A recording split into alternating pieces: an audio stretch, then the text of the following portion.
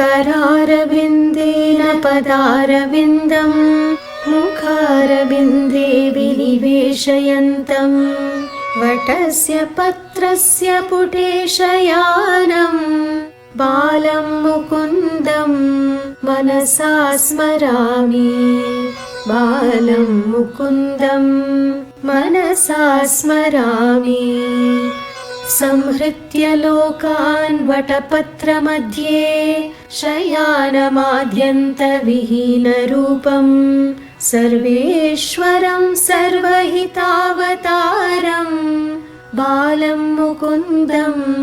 मनसा स्मरामि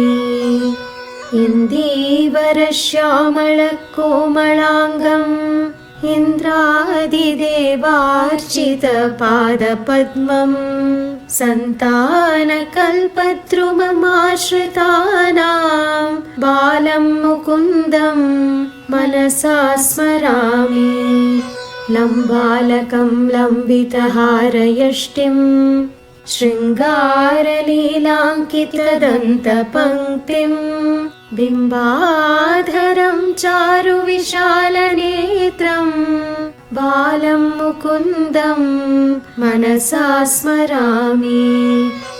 शिख्ये निधायाध्यपयोदधीनि बहिर्गतायां व्रजनायिकायां भुक्त्वा यथेष्टं कपटेन सुप्तं बालं मुकुन्दं मनसा स्मरामि कलिन्दजान्तस्थितकालियस्य फणाग्ररङ्गे नटनप्रियन्तं तत्पुच्छहस्तं शरदिन्दुवक्त्रं बालं मुकुन्दं मनसा स्मरामि उलुखले बद्धमुदारशौर्यम् उत्तुङ्गयुग्मार्जुनमङ्गलीलम् उत्फुल्लपद्मायुतचारुनेत्रं बालं मुकुन्दं मनसा स्मरामि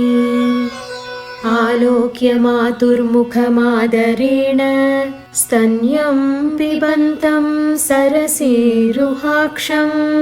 सच्चिन्मयं देवमनन्तरूपं बालं मुकुन्दं